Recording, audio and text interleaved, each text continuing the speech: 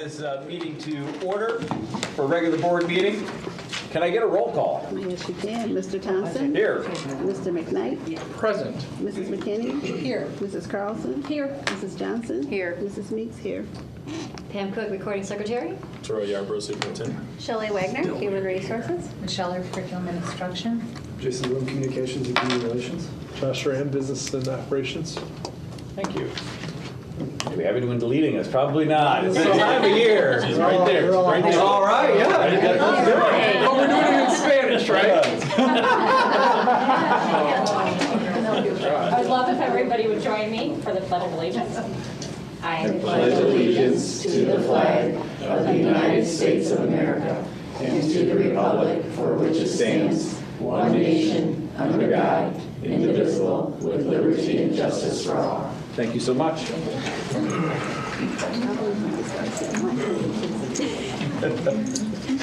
Approval of the agenda. Is there any changes? No? All right. Can I get a motion? Yes, you can. Mr. Thompson? Motion. Oops. Can I get a second? Second. Now. Mr. Thompson? Yes. Mr. McKnight? Yes. Mrs. McKinney? Yes. Mrs. Carlson? Yes. Mrs. Johnson? Yes. Mrs. Meeks? Aye. Thank you. Dr. Yarbrough. All right, the mission of the Harlem Consolidated School District as a vital part of the community is to help diverse learners realize their unlimited potential by providing an educational program dedicated to academic excellence and the development of strong character in a safe and respectful learning environment. Thank you. Thank you. We'll move on to the approval of board meeting minutes of June 16th, 2025. Motion. Second. Mr. McKnight? Aye. Mrs. McKinney? Aye. Mrs. Carlson? Yes. Mrs. Johnson? Aye. Mrs. Meeks? Aye. Mr. Thompson? Aye. And for awards and recognition, Jason Bloom. Well, it is my pleasure this evening to recognize one of our student athletes who had an incredible season. Come on. This track season, as you can see with their shirt here, this is a young lady, Taylor Washington, who qualified to compete at the state track meet. The big piece of this is that she's, well, now she'll be a sophomore, but she was a freshman this year, which is a pretty impressive thing to qualify to compete at the state competition in track and field. So we're excited to have her here, recognize her. I had the pleasure of talking with her out there for a little while, and just a neat young lady that I'm sure we will have back the next couple of years for this meeting. So I'm going to turn it over to Coach Dotson. He can talk a little bit about her success, just the team in general, and all the things they accomplished this year. All right. So first off, Taylor Washington. I was very fortunate to work with Taylor as a freshman when she did flag football, and you know, myself and the other track coaches were like, "Oh, she's gonna be special. This is gonna be fun to work with her for the next 4 years." Going into track season, you know, her dad had told us that she at one point was a national level gymnast, and I was like, we need to get her on triple jump as soon as we can get outside. So all indoor season, she was doing long jump. She was doing really well. She placed at the indoor conference meet, which is awesome because, you know, we don't have an indoor facility. So landing into a sand pit without practicing it is tough. So for her to go out there, compete, place 6th at the conference meet, at the indoor conference meet, and then as soon as we got outside, I talked with Coach Mike, our jumps coach, and I said, we got to get her triple jumping. I think she can do something special at triple jump. We got to get her triple jumping. And Taylor not only took it on, but excelled at it. It seemed like every week she was getting just a foot better, a foot better, a foot better. And then the week before conference, she jumps like 32 feet, and we're like, oh dang, all right, all right. Those are some good numbers. Because we're thinking, okay, that's like a good solid third, second place at conference.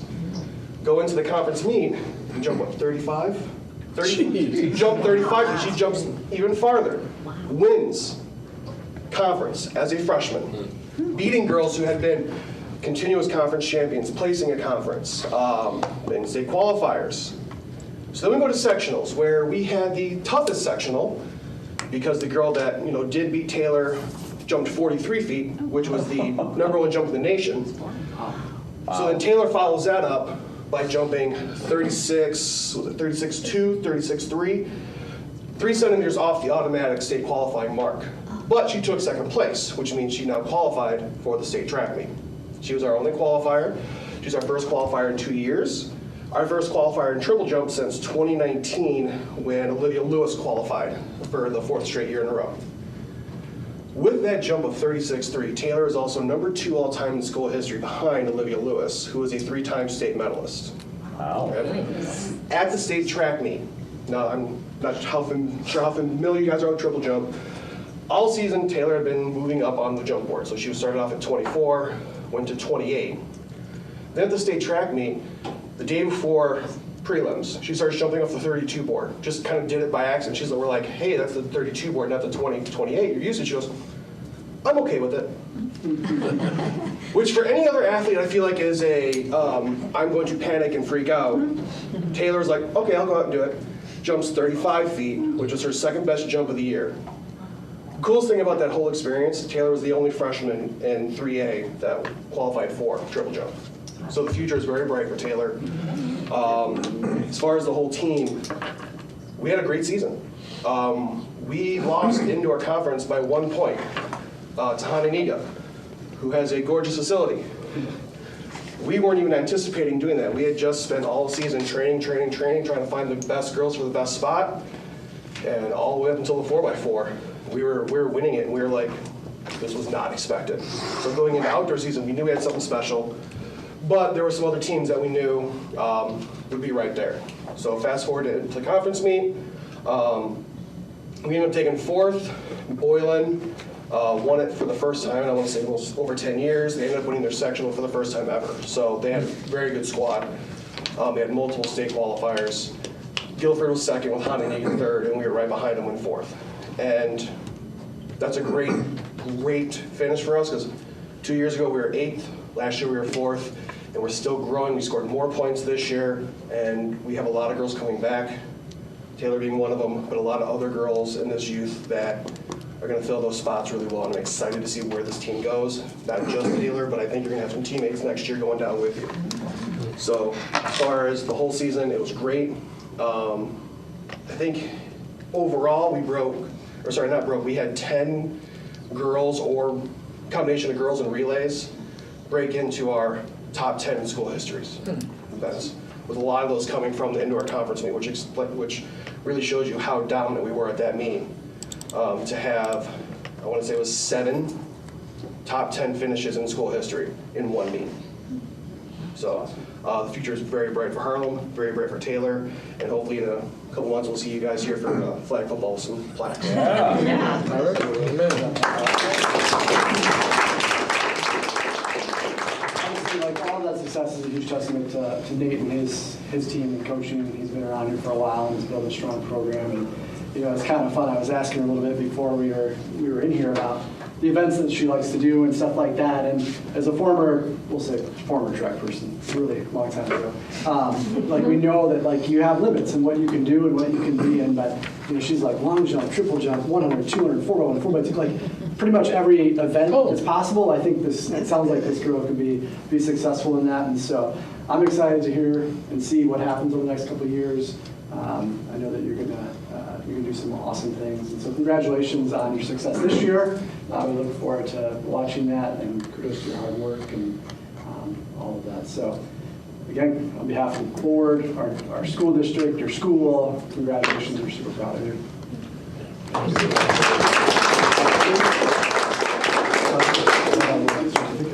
If I could have the board come up with a photo.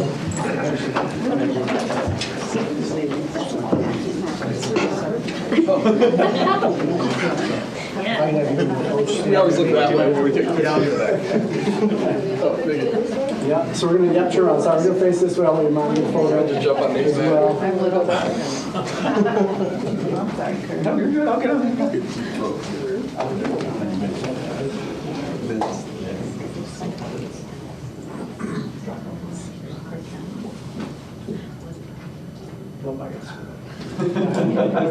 One, two, three. All right, over here. 1, 2, 3.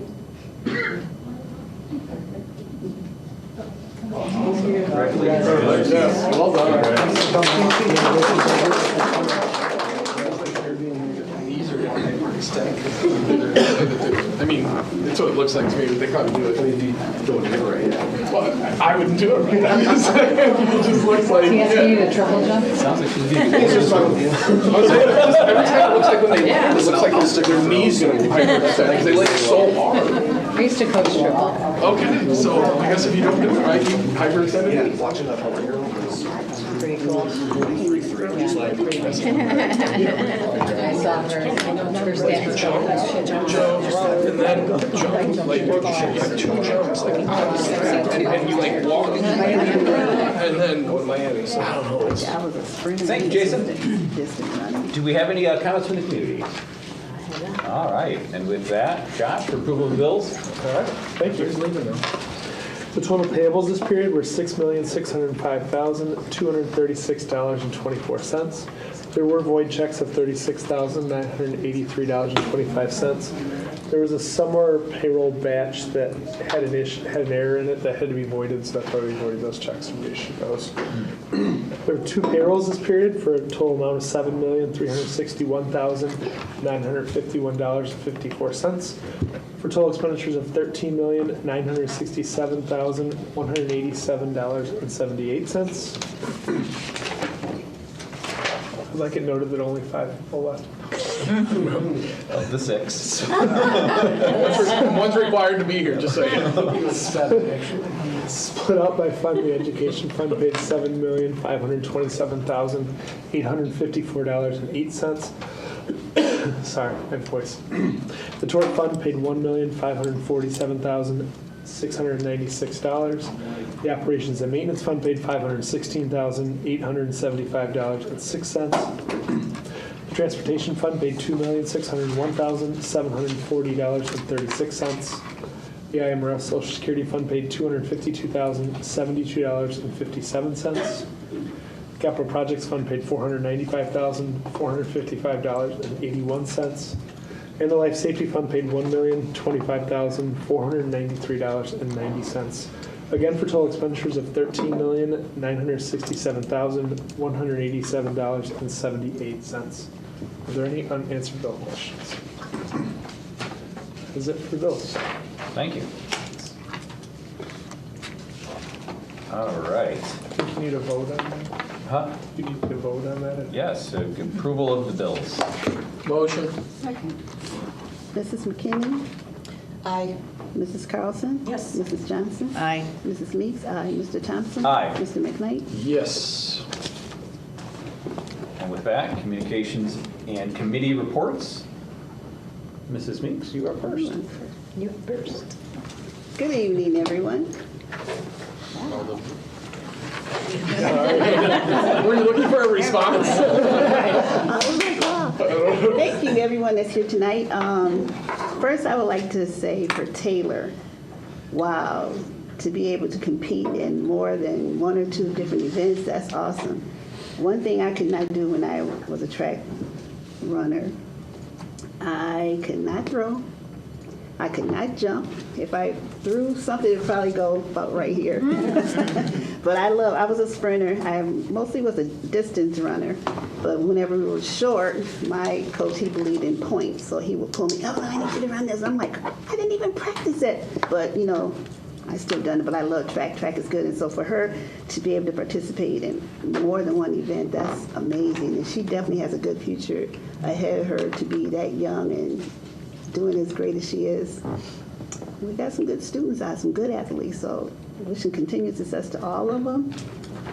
I attended the committee of the whole meeting last week, and everything ran smoothly, but I just want to say to the equity committee, you are greatly appreciated. I know how hard it is trying to do the things that you do, and I appreciate how you go above and beyond making sure that all of our students, not just certain students, but all of our students are getting the proper things that they need to be successful students, and you are greatly appreciated. And I can say one thing about this district, we do go above and beyond making sure that all of our students in all of our schools are being treated fairly, and you're going above and beyond to make sure that you get whatever they need to help them, because equity is not just about color.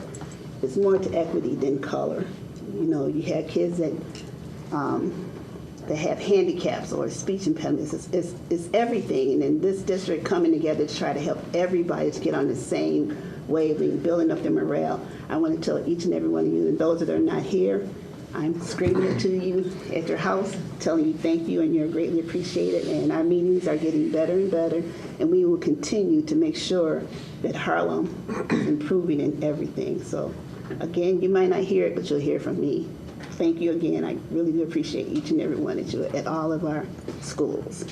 And I also attended the Rams banquet, and we had 2 students that were honored with scholarships. And I'm wishing them success as they prepare their new journey. And also looking forward to school starting back. No, you're not. Yes, I am. You are, but the kids aren't. Yeah. I think they will be. Sometimes they don't, but then once they get back in the groove, Yeah. they'll pick back up. But again, I just want to say thank you to our administrators, our principals, our staff, our teachers, everybody. You might not hear it, but you'll hear from me. You are greatly appreciated, and I know you do go above and beyond to try to do what you do to make this district #1 in my book and everybody else's book. So thanks again for all that you do, and that's and the next Equity and Social Justice meeting is August 13th, 4:30. So if you can, come and attend and just see some of the things that everybody's doing, It's just a good meeting. And Josh, I always tell him he's the baby of the bunch. So I just really like to give him praise because Josh is a perfectionist, and all that he does to make sure this district is running smooth and making sure we're getting the right people to do what needs to be done. I have to give it to you, Josh. You are amazing. And everybody else too, And I just want to say thank you again, and I'll end my speech. Thank you. Thanks, Evelyn. Aaron McKnight. I'm gonna be quick. I mean, it's summertime, track and field. My oldest did it in middle school, and I don't know. Track and field's tough because especially somebody that's competing in multiple events. Like there could be hours in between, one of your events and another event. So to be able to compete, and especially at a state level, and but to compete in many is, it's a great task because I can't imagine doing a sprint here and 2 hours later doing a relay as an older person, and trying to loosen back up again. But other than that, I'm excited for the next school year to see what our students and teachers bring, and I just hope everybody's enjoying their summer. Vacations tying up here pretty soon, and what did we start the 15th? It's 13th? I mean, we start early. I feel like we start early this year. So enjoy the rest of the time and start getting in the headspace that you're going to excel and you're going to do better than you did the year before, and just keep moving forward. And with that being said, I'm done. Thank you, Aaron. Rebecca Carlson. Thank you. Good evening. One more month till school starts, like Aaron said, back in the groove. I just wanted to say thank you to Josh especially, and to Mickey for literally working tirelessly, endlessly for grants and finances, and I mean, we know there's all kinds of budget nonsense going on and craziness in the outside world and inside here, and you just, wow. I'm not a numbers person, so I'm lucky to balance a checkbook. So it's like, to have all this done is just impressive to me, and I appreciate it. Thank you to Jason for bringing Taylor in. Wow, I'm lucky to jump 3 feet and not break an ankle. I mean, those of us who are older people, Aaron, don't know for sure how to run up and down the stairs. But yeah, that's just amazing. It's fantastic. And to talk to her mom just for a split second, and she's got all of her babies doing athletics, and so they're all going to be track and field and flag football, and so she's going to have a busy future. But I too am looking forward to school starting. I wanted to say especially welcome to Pam to the big seat at the table. Thank you.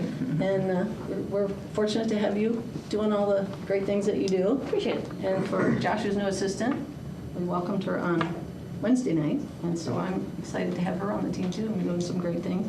I noticed there was a Shannon Thompson on the agenda, and I was like, there's no way that Shannon Thompson went from that to this, and so I thought that was really funny, but we'll let her know that she's in that job for a good reason, so. With that, I don't have much. Everybody's enjoying their summer, and hopefully it stays cooler for the next month. And yes, and we have a recommendation to approve the second reading of the policy updates from May 19th, 2025, first readings. So I put out the recommendation, and the next policy committee meeting is August 13th at 4:30 as part of the COTW. So back to you, Jim. Thank you. Thank you, Rebecca. Yeah. I can't forget Mickey. Because I know Mickey. Mickey does. You're amazing, Mickey. I want to say thank you.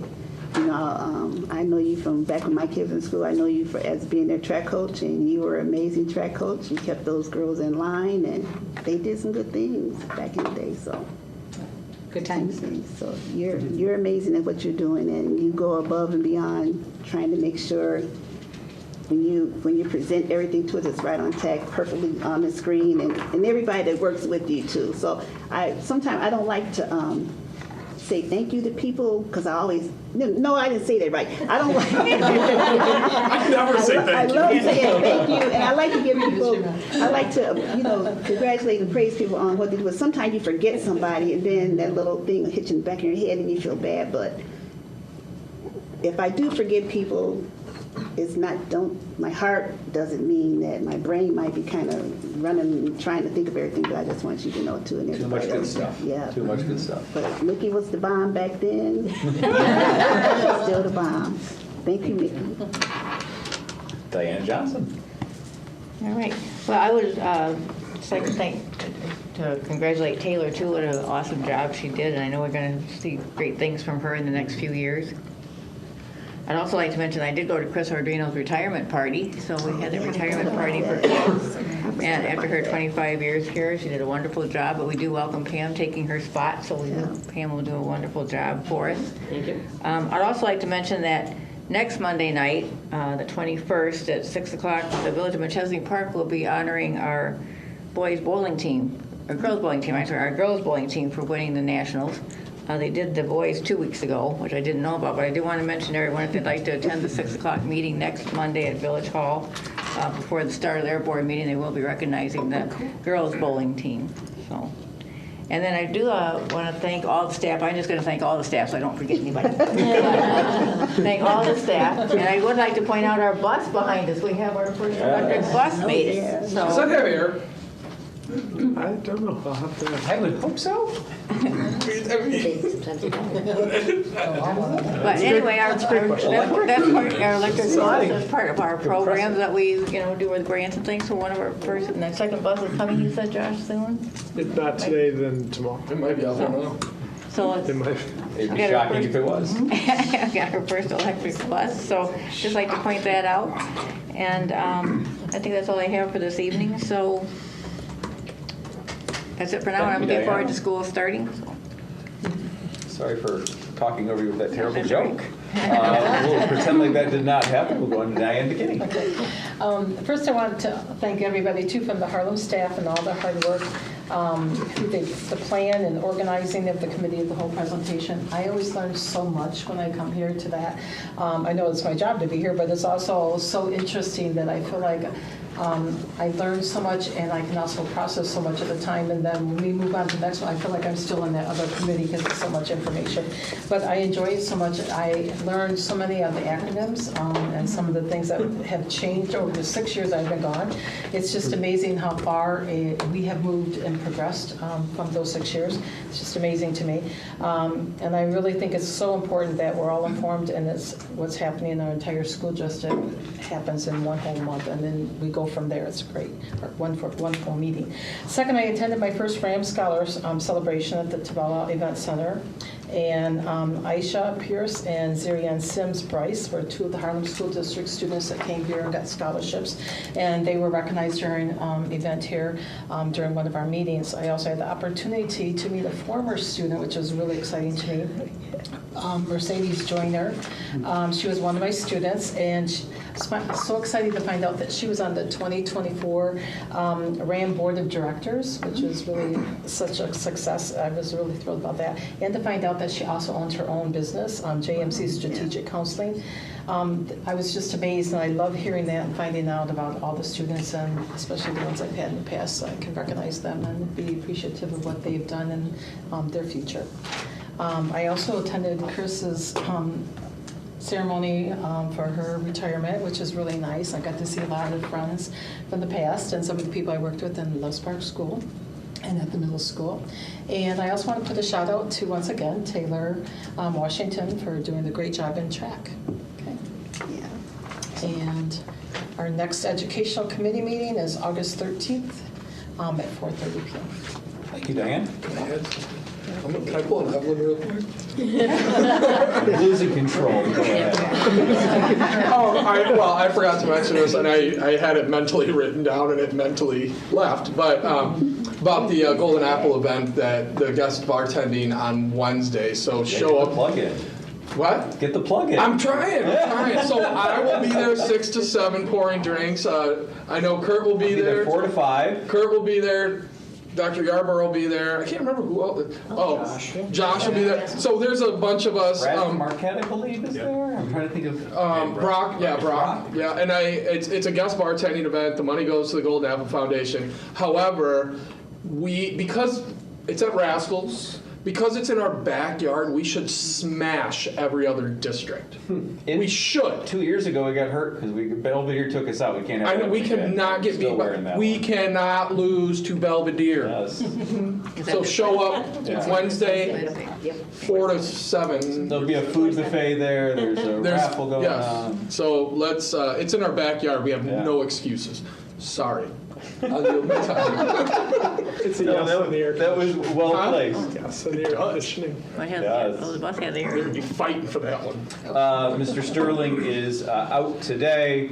I'm going to thank the board members, and mainly because I get to go last and echo all the fine things that was said during this meeting and all the accomplishments.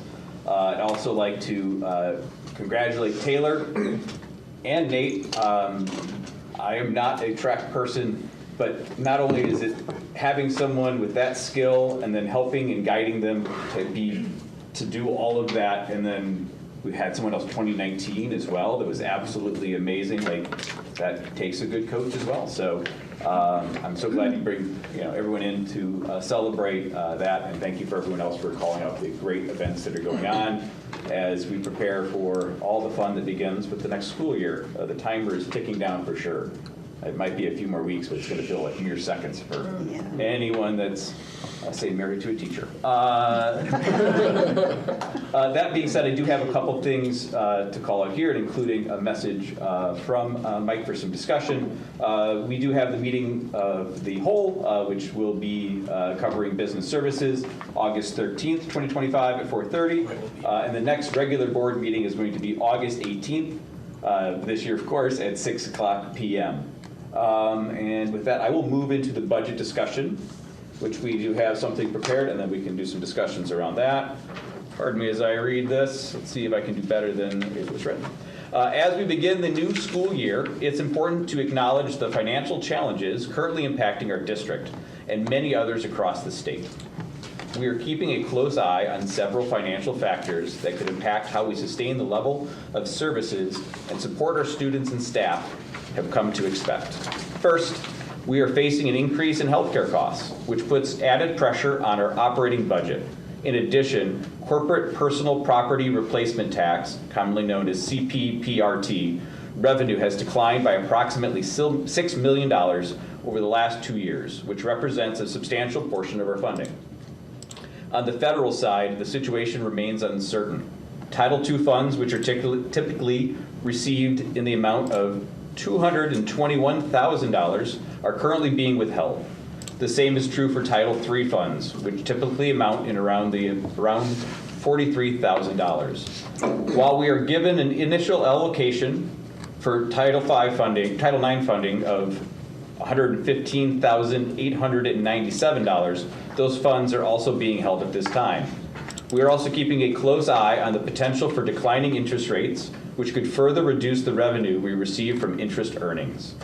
We remain committed to being transparent with our community and making informed, responsible decisions as we navigate this evolving financial landscape. The administration is actively exploring ways to adjust our plans and budgets accordingly to ensure that we continue to support our students' learning and staff needs to the greatest extent possible. That is his, and to add to that, we're starting to hit that, right? So among all the things that we did at the committee at the whole, one of them in business services was calling out those funds. Running, we knew that this was going to be interesting, and all of these board members, new board members are running again. We knew that there was going to be financial challenges coming up, and I think we're putting what we need to be put in place, but we have to come together as a community as well to know this is coming and to make sure that the money is being spent correctly and just knowing those challenges, right? Like, Josh, I mean, we called out the amazing work that you've done, and you've always done amazing things, from the fun of getting funds for a bus, and you've been there through tougher times that we're going through before early on, and you know, we're gonna count on you and this team to really directly get through this. Just to note, that was Title IV. Oh, sorry, I didn't study my Roman numerals there. Thank you. You're good. Yeah, thank you. We're still doing committee of the whole. Huh? We still talking about it, committee of the Yeah, whole? this is open discussion if you'd like to discuss. I do think that's directly here. So committee of the whole is where it's called out. No, I just want to say thank you to Jason too, and Terrell for coming up with ideas and giving the staff the opportunity to be able to discuss what they feel needs to be done to improve our district, going above and beyond to make the meetings more interesting and showing on the screen. Oh, you're right. So sorry. Yeah, we can do that. I was. Oh, you guys talking about, no, I was just No, saying. we're just moving on budget discussion. You go back. I like No, I was that. just saying that I think they're all doing a good job. I know it's hard, but I really do appreciate Jason and Terrell, because I know it's hard, especially the way the climate is now. It's hard to try to make sure we're doing everything right, to make sure everything is doing right, crossing our T's and dotting our I's. And so, and I know it's probably a lot of sleepless nights, waste of energy being drained, but just know that you guys are appreciated. It's a hard task, so thank you. I mean, all of it, right? Of knowing where these numbers and calling these things out immediately at the committee of the whole, and knowing, okay, these are the funds that are being currently withheld. Hopefully we get those back. If not, this is what we're doing. This is how we're adjusting. And not going, well, hopefully they come in and we'll figure it out, but having a game plan to make sure this is done. It's tough, and the accolades are harder when you're working with less funds that are coming in. And this is going to be the beginning of it, not the end of it, and it's going to be an interesting point. And I thank Mr. Sterling for at least writing this up and calling this out to have this discussion, right? We have been really active as being as transparent as possible, right? That's important. And part of that is making sure the community knows exactly this, that they know what we're going through, the challenges that are there, and that everything is here, right? You know the amounts, we'll call them out, and the budgets and the things that are being done. We'll discuss at the committee of the whole meetings, and then we'll bring them out here as well. So. Yeah, and that's piggybacking off of what Rebecca said, with Josh's team and Mickey's team as well. And then also Dr. Wagner, when she's meeting with the principals, is making sure that every dollar is accounted for, grant money, grant funding that we can find. Josh combing through everything with a fine-tooth comb. And then, like I mentioned, Dr. Wagner having conversations with principals about positions that may not get, can't fill, by attrition and things like that. And so I want the board to know your team is working hard, to make sure that we're being fiscally responsible for what we're doing. So, but there are, challenging times ahead, and we're going to work through it. So, Yeah. Thank you, Shelley. Yeah. All right. Kurt, I talked to Michael a little bit today, Yeah. and he and I discussed it a little bit, and he agreed that we really may have to look at doing everything possible to squeeze whatever money we can come up with, and taking things out that may have to be taken out. And I look at the personnel agenda, and not that I don't want to see people get hired, but certain things where you just kind of go, do we really need that position? Do we really need, obviously, we feel that everything that's on the administrative needs to be filled, but I know he and I even discussed it a little bit, and then just some of the little things like, just because there were a couple of food service on there, did they really need the extra 15 minutes, 20 minutes, hour and a half? I mean, they've been doing without it for so many years, and I hate to say, hey, nope, you can't have it, you can't spend that money. But at the same time, even the small amount can add up to, $2,000 a year, $5,000 a year, and just as little as it sounds, it can help in the long run, so I don't know. I think everything adds up for sure, Oh, yeah. right? Oh, Like yeah. the big drastic things that, Right. the elephants that sit in this room of other things can come up, and to avoid those, we have to look to the small things. Right. I would just push back, I guess, but as we just kind of shower praise on the important administration, they're in the same room and they're seeing it closer than they are. They know what we're up against, right? So if it comes to a position, I don't think it's niceties anymore. I still think it does. And, we are also, they had to say, like, we get to vote on this, we get to call on things out. So if we see something, and I look to your expertise, on food services far more than where my knowledge is elsewhere, right? So I think calling it out and making sure it's done there, but I don't think anyone's in a mode of. Oh, no, not yet. Yeah, not yet. I think we're preparing it, and it's those small changes. But call them out, right? And I'm sure every single person here will get you the answer that you need, and we can discuss them as well, right? Like, if there's an opportunity or a miss, going back to, even some of the discussions that we had at the committee of the whole, right? Like, I want to make sure some of these programs we've got, that we're doing them for the right reason, and we're not doing it because we've always done it that way. And this is going to be a year where we're going to have to really look towards that. Like, it's something that's nice about this district, but are we doing it because we've always done it, or is it truly making our district the amazing district that it currently is? So, yeah, we're gonna look towards it, but there's a reason we're keeping praise on our team here, but we got to watch them, we'll keep them accountable.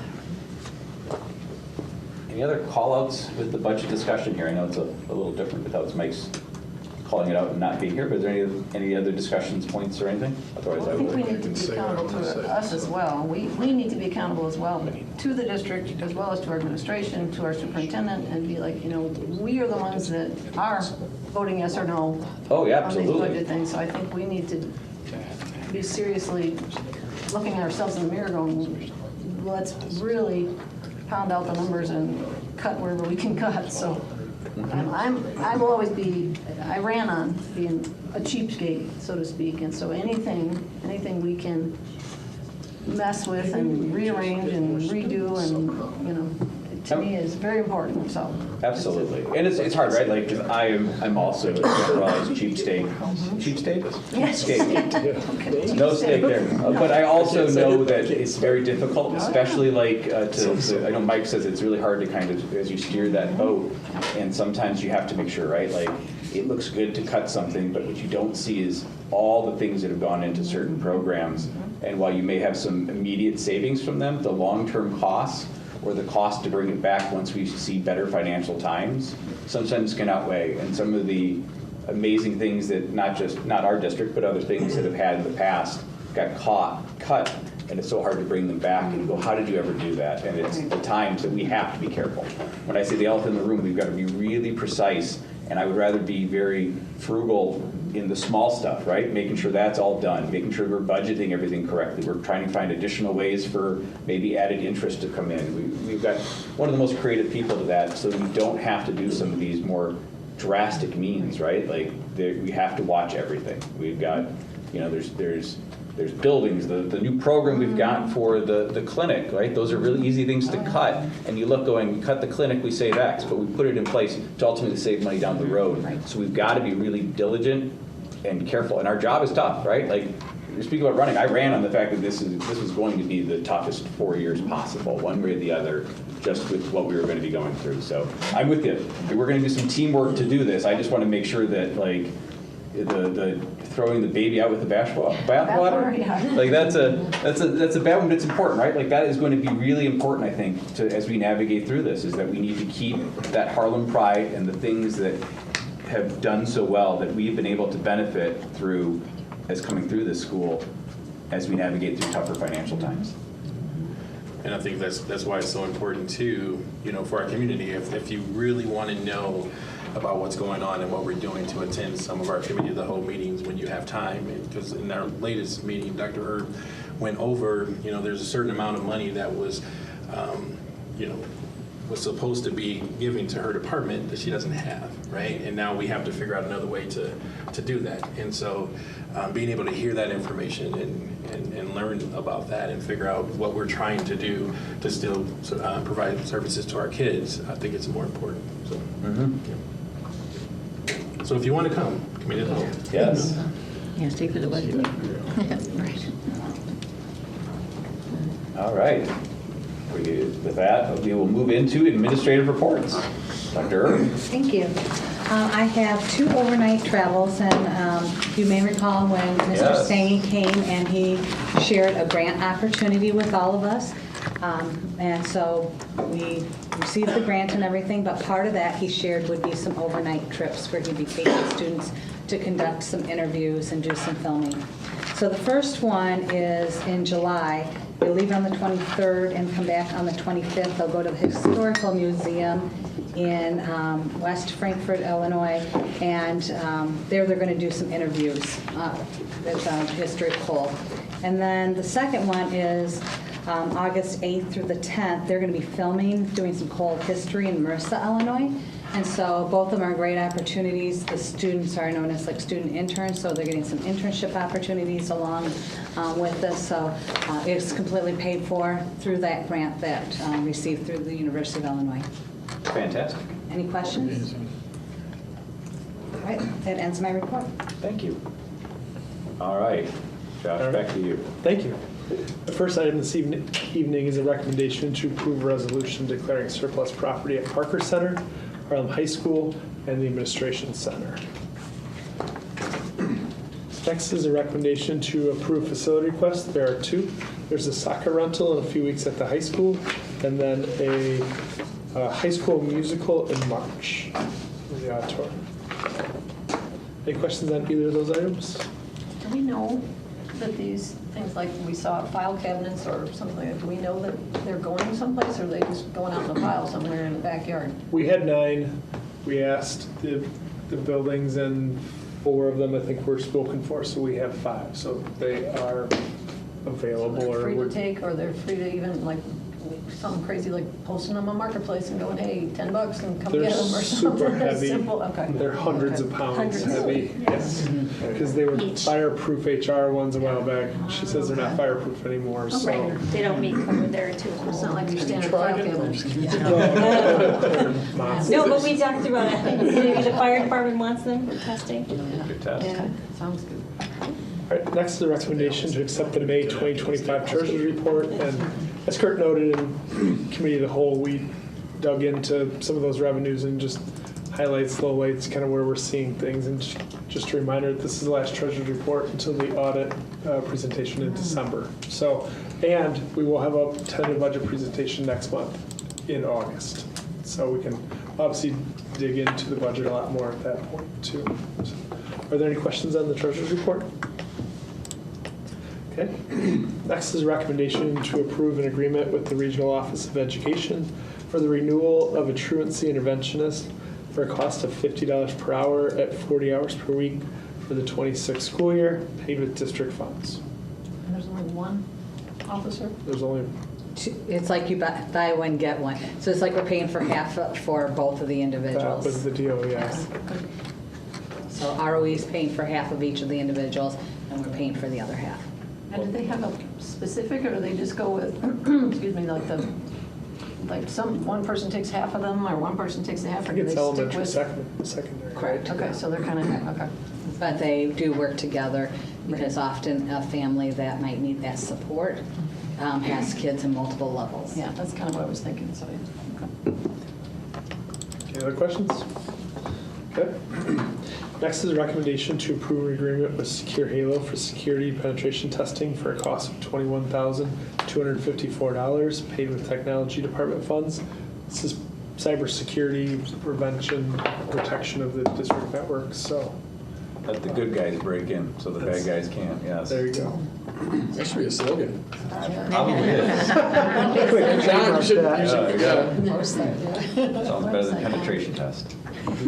So, next is a recommendation to approve a proposal of service with Hagney Architects for a dust collection system at Harlem High School in the CTE building. Now that we have a construction program and teacher, and this will fit the needs of that program, so we can get a system in there that is appropriately scoped and functional. And is that, you probably talked about the committee of the whole, and I apologize I wasn't here. I had something else prior engagement. Sure. That number, we had kind of a basic ballpark number beforehand, and it was nowhere near this. So what we talked about is originally I mean, it's not shop vacs, I get that, but the alternate in the bid originally was 100,000, but we didn't have a program, we were $1 million over. So in December, the board asked us to look into that. So that was right before break. So right after break in January, we started meeting with DLA. They gave us their proposal about mid-April, and it was in this range. But at that point, like you said, it was so much over. We had Hagney start that process, and they came to the same conclusion. So who's going to actually, did we receive bids for this then? no, so Or this is, they're going to finish the specs. So the architects and engineers have looked at it. They'll get it out to bid and get it back either really close to that meeting. Otherwise, Mike said we would just call a quick meeting in August to get that going. so this is what we're anticipating then? So I would say that that's a worst case scenario. I think it will be slightly less than that. It might be a blessing that we didn't take that first one because there was no program, we had no equipment or locations. I don't think it would have been obviously the right scope of it. We probably would have had more problems putting in some way undersized system. So, the second item there is a recommendation to approve this as a life safety amendment for the system so that we can use some of those life safety funds that we had for the roof for this to make sure that to fund it. Have we called the insurance companies about the hail yet? Speak about roofs, just saying.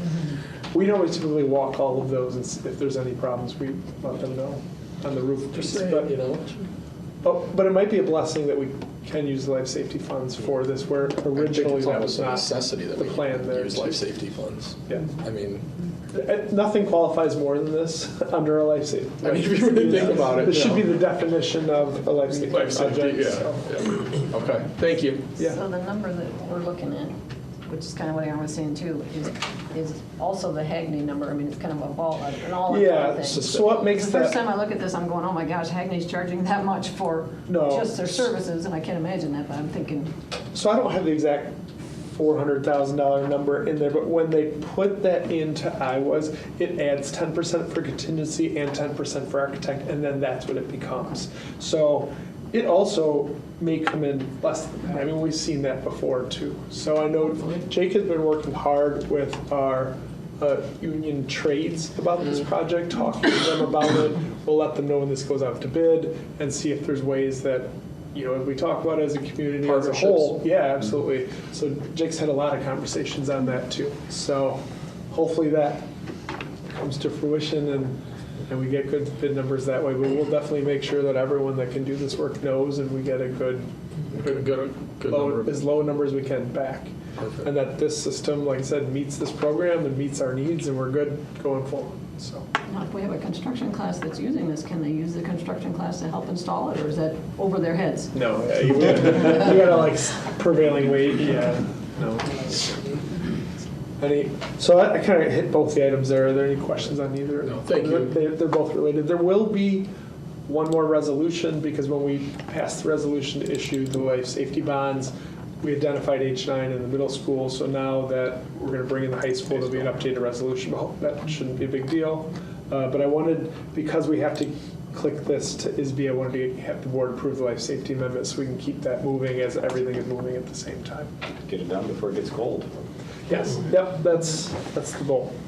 And we've seen, we talked at Committee of the Whole too, we've seen projects finishing up this week and multiple projects finishing up a month early, so that's positive. So hopefully we can get some luck on this one too.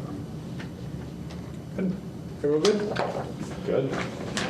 All right, my last item is a recommendation to approve the purchase of updated Woodcock Johnson V protocols for the 25-26 school year for a cost of $7,817.50, paid with IDEA flow through Part B funds. And Heidi answered any questions, hopefully at Committee of the Whole. Are there any other questions that were not answered?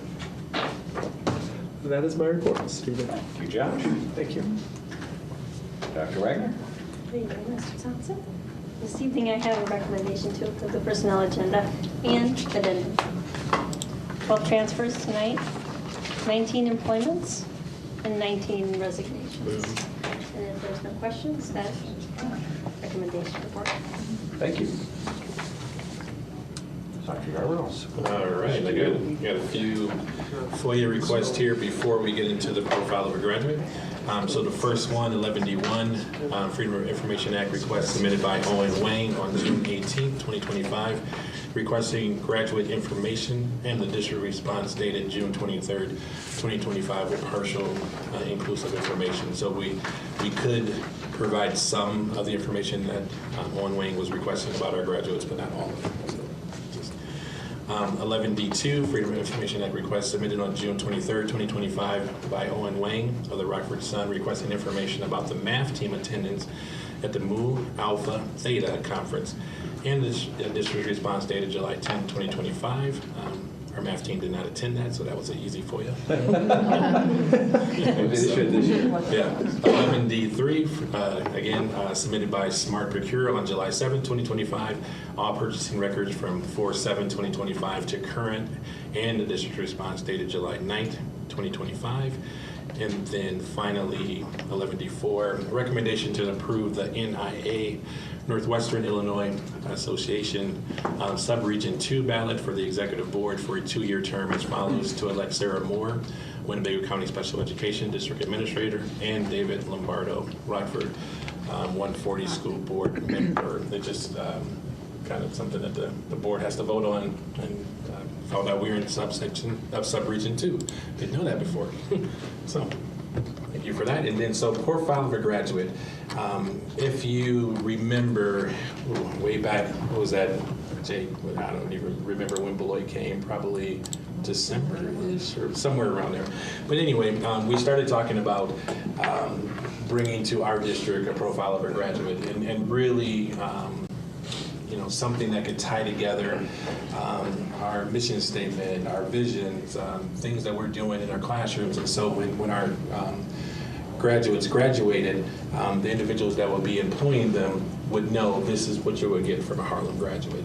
And so Mr. Hubert, Director of Secondary Education, took us through a process of getting this together, and I'm really appreciative of what he did, and he's going to go through how that went, who was involved, and then our final project, and then also next steps. So, all right, well, I just want to say I'm really inspired by Taylor Washington's long triple jump, so I'm going to try to provide a really long presentation. So I'm not going to read through the mission. I know we did that at the beginning of the meeting, but I would like to point out one of the things that we is in our mission here is the development of strong character in a safe and respectful learning environment. And so one of the big keys here for Profile of a Graduate is really kind of highlighting some characteristics that we want to set our students apart from students in other districts. And so we had the opportunity to work with Dr. Yarborough and really doing quite a bit. And one of the things you really want to think about is what's the purpose of school? Well, the purpose of school is to prepare our students for the future, okay? And it's not just academics. In fact, U.S. News in 2022 ended up coming out with several points of interest that a lot of colleges and universities are looking at as far as when they take in students. And it's not just GPAs and test scores anymore. They're starting to look into personality traits and extracurricular activities, how involved are the students in the community. And this is one of the things that we really want to make sure we're bringing to the forefront for our students about the importance of really getting involved. If you look at other research, as far as like College Board, who is the maker of the SAT and AP classes, They work quite a bit with colleges, and they're talking about and they provided these 6 qualities here that colleges are really looking for, other than the GPA and the test scores. They want students who are going to end up taking risks, have initiative, are true leaders, a commitment to service. That's a big one. And these are things that I don't know that we get to our students early enough with. And so it's important for us to look at like what are all our students, what do they need to be prepared for after high school, just beyond the academics. Then when you look at it, Illinois took a number of different organizations, about 20 different organizations. A lot of those involved industry recognized professionals and educators. And they came up with these cross-sector essential employability skills. So we have all of these different entities who are saying, look, here are all these things that we need our students, to really kind of be able to show and exemplify on things. On top of that, the state provides 4 different mandates basically for what we're supposed to be providing to our students. So that they are prepared for the future. In this case, you talk about the PACE framework, which is post-secondary and career expectations framework. This is something we're supposed to be providing to our students in grades 6 through 12. It ends up going over financial planning, future planning, and really takes the students down the road of really starting to look into their future, and that goes clear down to 6th grade. They have what you're used to with your traditional graduation requirements. And those are just like the required courses students are supposed to take to graduate, so 4 English classes, 3 math classes, so forth and so on. You have your college and career pathway endorsements, which we've talked about a number of times. Those involve the pathway classes, along with work experience in a specific pathway, in college, early college credits. And then you have your college and career readiness indicators, which all of our high school students are supposed to be doing. And that involves summertime work, getting involved in extracurriculars, trying to take honors AP classes, collegiate level classes to start to prepare themselves for the future, and really trying to challenge yourself rigorously in academics. So we have all of these different entities that are telling our students this is what you need for your future. Here are all the things that you need to be prepared. And there's quite a bit of overlap when you look at all of these different entities and guidelines and regulations. And so one of the things when we really started down this road was we wanted to make sure that we're taking all of these things right now that are just checklists and kind of combining them into something that's far simpler for our students. And really our educators, our community, parents, our employers to really know and expect from our students. So we started down this road over a year ago, with the goal of combining the multiple requirements that Illinois has, establishing focus categories for our students, identifying really what is it that we want our students to be known for, and then put the students at the center of setting their own goals through this path, through this project, I should say. Provide them with a framework, and then provide everyone with a common language, really, for how we can move forward. So over a year ago, we had NIU Ed Systems come in, and they worked with a group of about 20 people from around the district to develop really kind of 5 categories that we wanted our students to be recognized for. I know Dr. Yarborough and I had the opportunity to reach out to a number of different entities to kind of ask how they develop their profile of graduate, who do they work with. We spoke with some different people out there who have led profile of graduate, including Beloit, who we brought in, and they kind of helped us out with some of this process. We sent out surveys to stakeholders, for which we had around like 1,800 different responses from around the community. We used a group of community stakeholders to help review that data, and then we worked with some of our own students to try to come up with a graphic to help us out with this, which has kind of led us to this point. So when we look at the committee of stakeholders, you can see we had a really well-rounded group of individuals who came in. We had 2 different evenings that we met, and we dove down into all the feedback we received through those surveys from a number of different stakeholders. And we split the group up into groups of 6, and I know one of the things Dr. Yarbrough said is it's really important that we make sure we have a good solid 5 categories. Within these categories, exactly what is it? And let's make it simple. And that was what we set out to do within that group.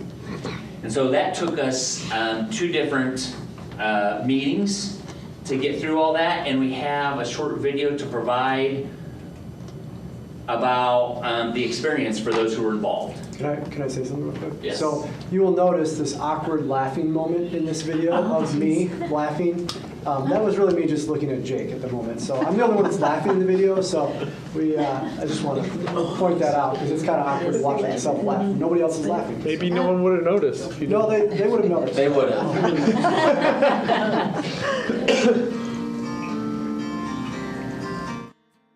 I'm Layla Burns, and I'm in 6th grade.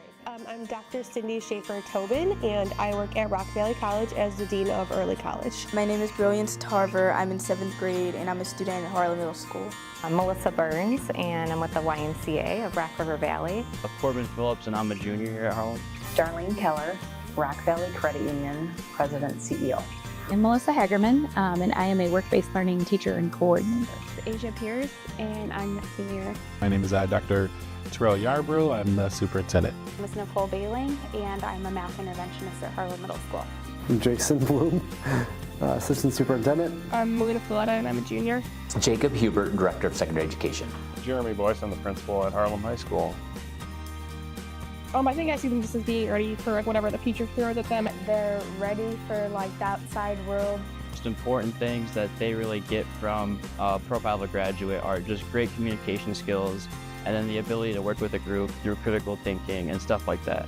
I envision them being ready for a postgraduate career, so whether that looks like technical trainings, entering the workforce, pursuing higher education. These are folks that will be more mature, professional. I'm hoping that they take those lifelong skills of always wanting to learn new things and collaborate with other people and to communicate with other people very professionally. And for our graduates to leave as innovators and problem solvers and getting involved in their community, I think is the most important piece.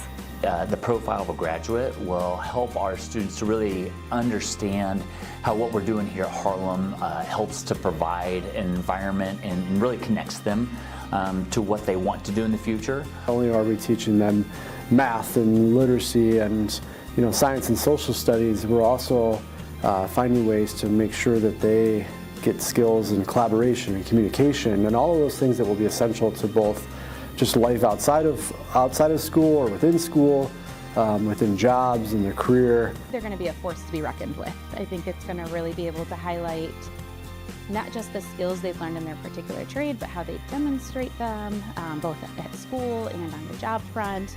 It's going to be a really nice, almost like a personal resume for each one of them. That's like a package deal and not just a piece of paper that says, I think I can do this. One more way to articulate what it is we do here and what our purpose is, because it's not just to have 4 years and a diploma. It's so much more than that. I thought it was pretty fun. They kind of put you with people that you might know or they think that you'll do well talking with. So it was actually really fun working with other community members, faculty, staff in the Harlem Community School District, some students. The students are always the best part, of course, because they're sharing their lived experiences. It really, collaborating with everyone and talking, it really kind of was an eye-opener, and it was very, it was a very fun and very engaging experience, I would say. Dr. Yarbrough and myself put in a lot of times towards researching what other schools were doing to develop the Profile of a Graduate. And my group was really outspoken, and they really heard my voice too, even as a student, compared to them who have more experience, especially in education and stuff like that. And to see not only staff and administration, but parents and just stakeholders of those in the community was really great to just see, you know, especially as a parent in the district, and to see everyone really come together. We have opinions from like all over because we have a student, teacher, or other adult opinion on some things. We reached out to a number of schools and a number of different groups that had helped schools develop the profile of a graduate. You know, as a large group, but also in our smaller groups, and we were able to really dissect and share ideas of what it meant to be a Harlem graduate and what did we want people to think of when they think of Harlem, and setting that expectation. Aligns with our district's long-range plan and our mission statement, and really that we're trying to provide a learning experience for our students to help them realize their unlimited potential. So all of those things, our mission statement, you know, strategic plan, all those things were in our mind as we were, you know, going about, you know, creating the profile of the graduate. I think the teaching and the learning drives the profile of the graduate rather than the other way around. I think what the profile of a graduate does is it tells the graduates, it tells the community, it tells our stakeholders at every level what it is that we do here. We've always had meaningful instruction, we've always had meaningful learning, and we've always tried to instill lifelong skills. What the profile of a graduate does is articulate that and really depicts that in a way that's clear and shows both learners and community members all the magic that goes on here every single day. We've been doing this for a long time. This is just a way to kind of show what is it that a Harlem graduate brings to the table, and what is it that students are striving for, not just to walk across the stage in a diploma, but what that actually means. And if this is going to be part of our fabric of what we do, and it's going to be an all hands on deck. To become like a better individual is all helps you maximize your potential, become the best version of yourself possible. I would definitely say it helps with meeting new people and new experiences. To go out to the community, and employers know, even before graduation, whether you're getting a job in our community, employers know, like, this is a Harlem graduate. Jake, can you back that up and let her listen to that one again? Oh, yeah. I have no idea what she said. When she came to, she'd been to the board meeting because we recognized her. She was a state tennis qualifier, and she always, every time I've interacted with Erica, she talks to me 100 miles an hour. Yeah, she's going to be an auctioneer. So I'd actually like to thank Michael Stanley for putting the video, putting the video together. So he ran the interviews and helped piece all of it together. So thank you very much to Michael for that.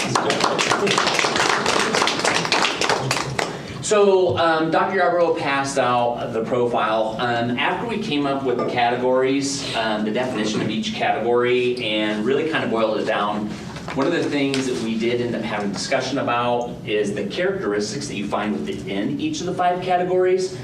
Can it be in more than one area or not? And that was something where, I think you'll notice curiosity is in 3 of them, in fact. You know, it was important for us to realize that there is some crossover in some of these, and that's fine. But to try to kind of narrow that down and make it easy to understand and come up with a definition. And we ended up taking the definition and the descriptors that were in there, the attributes, the values, and sent that off to Mrs. Carilla's class there. Before she retired, this was one of the last things that she was able to get in for us, and she worked with her students. They developed about 6 different graphics, and in the end, there were 2 of them that really kind of stood out. We asked them to combine those 2. We asked them to combine those 2. There we go. And of course, this is what they came up with for a graphic. So from here, where do we go? One of the next things I'm going to try to do, I've got a meeting later on this week. So we have a program called Zello. It used to be Career Cruising. Luckily we get to keep that program through our Perkins funding that we received through CNC, and so It's a program we should have for a long time. I think we've talked about it before in one of them where the students actually, right before they graduate, they have an opportunity to put in a personal email, and then they have access to all the stuff that they've built up in there. So when we talk about the profile of a graduate, you know, and I'll kind of skip down here a little bit, what we're going to ask students to do is come up with artifacts. And our educators, there's a lot they're doing in their classrooms to help to develop in each of those 5 areas. So, and I'll talk about that a little bit on the next slide, but we want our students to build up artifacts so they can have a portfolio, they can have a job, they can have a resume, they can have several key characteristics they need to give them a really great head start and use that to apply for, you know, colleges, universities, you know, the trades, whatever it may be, you know, wherever they decide they want to go after high school. So I'm going to end up meeting with Zello. There's a way for us to build this out in there and really to take even a lot of those mandates that the state has, and I can kind of put them in and give those students experiences where they're developing you know, the state mandates along with what we're doing in the profile of a graduate. Then we're going to end up presenting this to our building principals. We're looking into graphics for each building. And what that would cost to make sure we get, you know, a smaller at like 8 by 11 in every room in middle school and high school, because that's where we're really going to focus on starting this up. But having some posters made for the elementaries in some of the common areas in the middle school and high school. We're going to share with staff in Inside 122 and with the rest of our stakeholders in Around 122. We're going to ask the high school and the middle school to share this video and give them some key talking points at the back to school nights that they have. Again, provide a little bit more formal introduction of the expectations in the advisories. And then on 8/14, I'm going to end up, I have the opportunity to work with both high school staff and middle school staff to see how this is going to look in Zello and talk about profile of a graduate and kind of what some of those expectations are this next school year. So this next school year will be a bit of a soft rollout. In the case, we're having graphics made up for the classrooms and common areas. But beyond that, I know when Beloit came and presented, they had folders. I know they've got mugs. They've got the really cool pins with the school on them. Yeah. So, but obviously, this is something where we also want to be fiscally responsible. And I think the big thing here is really bringing about an awareness of things. And so, in order to do that, some of the things we're asking to do are for staff, at least in one activity they do a week in their classroom, highlight how something they're doing can foster one of these characteristics within the profile of a graduate. So students can start to think about like, hey, this is really having an impact on one of these 5 areas. I can use this kind of as an artifact, you know, for later on. We also want to try and see if they can find 3 ways to recognize students for various things through the week. So it could be in their classroom, it could be out of their classroom. But man, what you said today, gosh, that was really innovative. You know, I really want to, you know, highlight what you did. That was a great job today. And start trying to recognize students for some of these characteristics. So they're starting to see this and it's starting to have some meaning for it. Really make sure we're building awareness. And then, like I said, we'll be talking with the students in those advisories.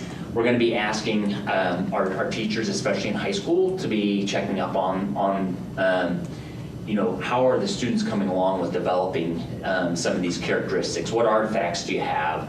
How does this match up with your academic plan for graduation and what you want to do after graduation? In really working through our advisories, we do have some classes that'll be a little bit more natural too, like the career explorations that we have both in the middle school and the high school. So they'll be diving a little bit deeper into that. But then also to make sure that everyone has the opportunity to provide feedback. So at the end of this school year, how did it go? Trying to get input from staff as far as like next step, tweaking things within Zello, you know, kind of what are other ways we can kind of recognize our students and try to develop some of these characteristics. So making sure we're getting feedback from the staff at the end of the year and from the students as well.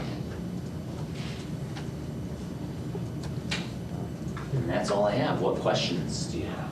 This won't be the last time that you hear about, obviously, Profile of a Graduate and the progress that we're making that Mr. Hubert talked about as far as with next steps. But, I thank you, Mr. Hubert, and then also, obviously, everyone that was on the team and the committee to putting all this together, because I think it's a very important step. I think it's a roadmap, like a really, it's a roadmap. I'm excited to see where we roll it out and how we trip on some stuff and learn from those to go, because it's not, it's easy to put it on paper, but to we've got the right staff to call out these accomplishments and make sure that, this list is something that you look back on more than just because I have to. But if you do, this is fantastic. The hard work that went into this really shows. Well, and I think one of the most important things is, we have all of these different things we have to worry about, and our students are supposed to be checking off and doing this. If we can really simplify it for them, that's extremely important, and then that way they can focus on really developing on some of these key areas, which I think is one of the most important things, and I think that's one of the things Dr. Yarbrough really wanted to make sure through that committee work, especially we need this to be clear and concise and something that's powerful and easy for our students and families, community to really latch onto. It's a great tool for educators too. Any chance that you can give positive reinforcement, you're doing it anyways, but now you kind of have a template that the teacher and the student both recognize that they're getting notification that you did something great, because sometimes the teacher may recognize it and the student may not. This is just kind of nice to kind of connect those two, and then to have an artifact going on beyond that to look to it. Again, I think it's going to be tough to really utilize this, but if you do this is awesome. Sure. This is, better than pens. I like the pens. All right, well, thank you very much, and you'll be hearing about it, I'm sure, plenty, hopefully from your kids. Thank you, Nice Jay. presentation, Jay.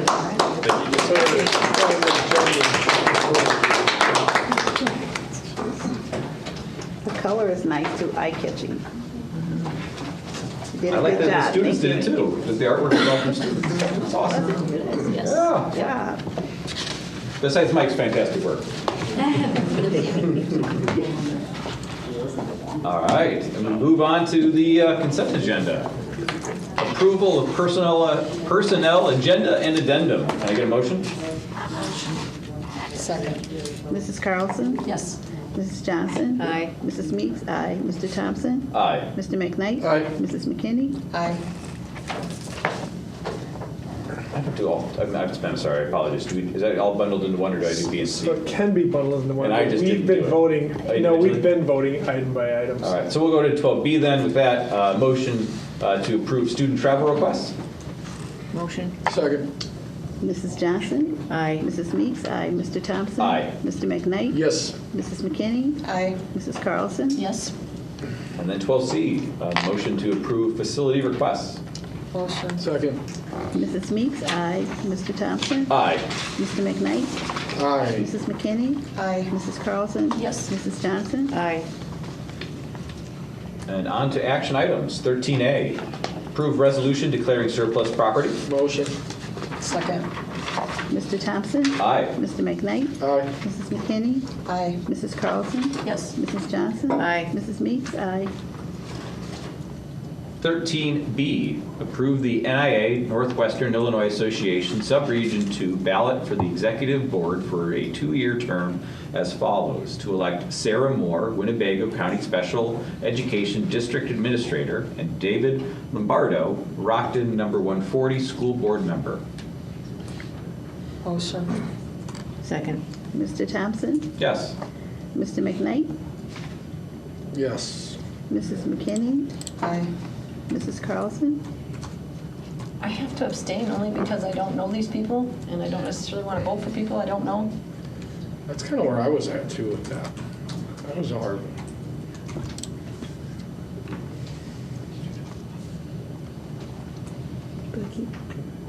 Mrs. Johnson? Aye. Mrs. Meeks? Aye. All right. 13C, approve the acceptance of the May 2025 Treasurer's Report. Motion. Second. Mrs. McKinney? Aye.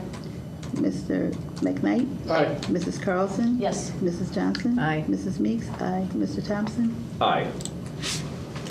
13D, approve an agreement with the Regional Office of Education for the renewal of a truancy interventionalist for a cost of $50 an hour at 40 hours per week for the 2025-2026 school year, paid with district funds. Motion. Second. Mrs. McKinney? Aye. Mrs. Carlson? Yes. Mrs. Johnson? Aye. Mrs. Meeks? Aye. Mr. Thompson? Yes. Mr. McKnight? Aye. 13E, approve an agreement with Secure Halo for a security penetration testing for a cost of $21,254, paid with technology department funds. Motion. Second. Mrs. Carlson? Yes. Mrs. Johnson? Aye. Mrs. Meeks? Aye. Mr. Thompson? Yes. Mr. McKnight? Aye. Mrs. McKinney? Aye. 13F, recommendation to approve a proposal of service with Hagney Architects for a dust collection system at Harlem High School CTE building. Motion. Second. Mrs. Johnson? Aye. Mrs. Meeks? Aye. Mr. Thompson? Yes. Mr. McKnight? Yes. Mrs. McKinney? Aye. Mrs. Carlson? Yes. 13G, approve Harlem High School life safety amendment for dust collection system in the amount of $531,000. Motion. Second. Mrs. Meeks? Aye. Mr. Thompson? Aye. Mr. McKnight? Aye. Mrs. McKinney? Aye. Mrs. Carlson? Yes. Mrs. Johnson? Aye. 13H, this would be approve the purchase of updated Woodcock-Johnson V protocols for the 2025-2026 school year for a cost of $7,817.50, paid with the IDEA flow-through Part B. Motion. Second. Mr. Thompson? Aye. Mr. McKnight? Yes. Mrs. Carlson? Yes. Okay, Mrs. McKinney? Aye. Mrs. Johnson? Aye. Mrs. Meeks? Aye. And we move on to announcements and discussions. Is there anything we want to discuss?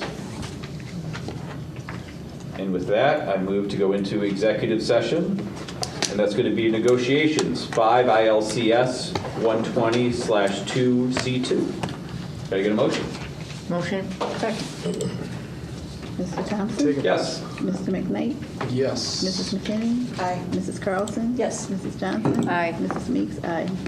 Excellent. 5-minute break, we'll go to closed session.